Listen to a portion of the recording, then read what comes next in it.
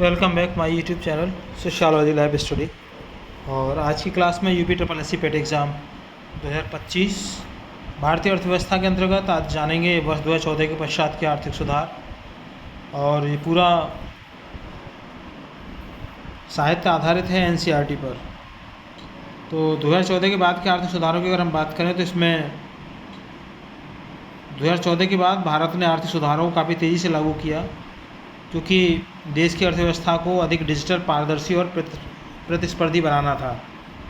नीति निर्माण में पारदर्शिता, भ्रष्टाचार पर नियंत्रण और ईज ऑफ डूइंग बिजनेस पर विशेष ध्यान दिया गया था। मुख्य आर्थिक सुधारों की बात करें जिसमें हम की इकोनॉमिक रिफॉर्म्स आफ्टर 2012-14 की बात करते हैं, तो सबसे पहला आर्थिक सुधार था मुद्रा योजना, प्रधानमंत्री जन धन योजना। इसमें क्या था कि बैंक खातों का वित्तीय समावेशन और 50 करोड़ खाते इस योजना के अंतर्गत खोले गए। दूसरा था मेक इन इंडिया, अर्थात भारत को निर्माण केंद्र बनाना और विदेशी निवेश को प्रोत्साहन देना।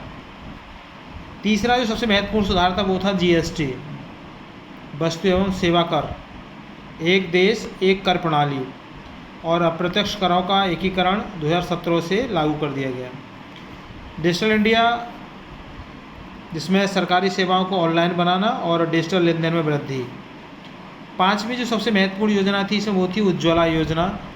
इसमें महिलाओं को मुफ्त एलपीजी कनेक्शन दिए गए और ऊर्जा सुरक्षा में सुधार किया गया। छठा था इसमें स्टार्टअप इंडिया, जिसमें युवाओं के लिए नवाचार और व्यवसाय को बढ़ावा देने के उद्देश्य से लाया गया। और सातवां था आत्मनिर्भर भारत अभियान 2020। कोविड-19 के दौरान आत्मनिर्भरता पर विशेष जोर दिया गया, जिसमें एमएसएमई, कृषि, रक्षा, स्वास्थ्य जैसे क्षेत्रों में सुधार किया गया। आठवां जो था इसमें वो था डायरेक्ट बेनिफिट ट्रांसफ़र, डीबीटी। इसमें क्या हुआ कि जो सब्सिडी थी वो सीधे लाभार्थी के खाते में ट्रांसफ़र की जाने लगी और इससे क्या हुआ, लीकेज में कमी आई। जैसे गैस सिलेंडर की जो सब्सिडी है वो डायरेक्ट जो लाभार्थी था उसके खाते में जाने लगी। किसान समृद्धि योजना सीधे किसानों के खाते में जाने लगी। खाद वगैरह की सब्सिडी सीधे अकाउंट में जाने लगी उसके लाभार्थी के में। इसी तरीके से बच्चों की यूनिफॉर्म वगैरह से संबंधित जो भी पैसा था वो डायरेक्ट लाभार्थी के खाते में सीधा ट्रांसफ़र किया गया। नौवां जो मेन सुधार था वो था रेरा, जिसको कहते हैं रियल एस्टेट रेगुलेशन एक्ट।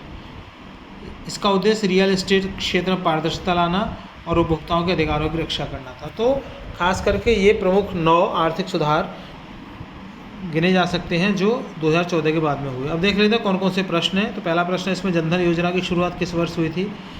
सही आंसर है इसका ऑप्शन बी 2014 में। क्वेश्चन नंबर 2 है कि जीएसटी कब लागू हुआ? सो राइट आंसर ऑप्शन बी 1 जुलाई 2017 को। Question number 3 make in India अभियान का उद्देश्य क्या है? So right answer option B निर्माण क्षेत्र को बढ़ावा देना। क्वेश्चन नंबर 4 डिजिटल इंडिया अभियान की शुरुआत कब हुई? सो राइट आंसर ऑप्शन बी 2015 में। क्वेश्चन नंबर 5 डीबीटी का उद्देश्य क्या है? So right answer option B subsidy सीधे लाभार्थी के खाते में भेजना। क्वेश्चन नंबर 6 है जीएसटी किस प्रकार का कर है? So right answer option B अप्रत्यक्ष कर। क्वेश्चन नंबर 7 स्टार्टअप इंडिया योजना का उद्देश्य क्या है? सो राइट आंसर है इसमें ऑप्शन बी युवा नवाचार और व्यवसाय प्रोत्साहन। क्वेश्चन नंबर 8 किस योजना के अंतर्गत मुफ्त गैस कनेक्शन दिया गया? So right answer option B Ujjwala योजना। क्वेश्चन नंबर 9 आत्मनिर्भर भारत अभियान की शुरुआत कब हुई? राइट आंसर ऑप्शन सी 2020 में। क्वेश्चन नंबर 10 रेरा अधिनियम किस क्षेत्र से संबंधित है? सो राइट आंसर ऑप्शन सी अचल संपत्ति। क्वेश्चन नंबर 11 भारत की पहली जीएसटी परिषद का अध्यक्ष कौन होता है? राइट आंसर ऑप्शन सी वित्त मंत्री। Question number 12 digital India mission का उद्देश्य क्या है? राइट आंसर ऑप्शन बी सरकारी सेवाओं को डिजिटल बनाना। क्वेश्चन नंबर 13 मुद्रा योजना का उद्देश्य क्या है? राइट आंसर ऑप्शन बी छोटे व्यवसायों को ऋण देना। क्वेश्चन नंबर 14 जीएसटी किस संविधान संशोधन के द्वारा लागू किया गया? So right answer option C 101वां संविधान संशोधन। Question number 15 ease of doing business का उद्देश्य क्या है? राइट आंसर ऑप्शन ए कारोबार करना और उसको आसान बनाना। क्वेश्चन नंबर 16 जनधन योजना किस प्रकार की योजना है? सो राइट आंसर ऑप्शन सी वित्तीय समावेशन। क्वेश्चन नंबर 17 कौन सी योजना कोविड-19 के दौरान शुरू हुई? सो राइट आंसर ऑप्शन बी आत्मनिर्भर भारत। क्वेश्चन नंबर 18 सरकार का लक्ष्य $5 ट्रिलियन अर्थव्यवस्था बनने का है किस वर्ष तक? सही आंसर है इसका option A 2025। Question number 19, PM Kisan योजना का लाभ किसे मिलता है? So right answer option C, किसानों के लिए। और question number 20, skill India mission किससे संबंधित है?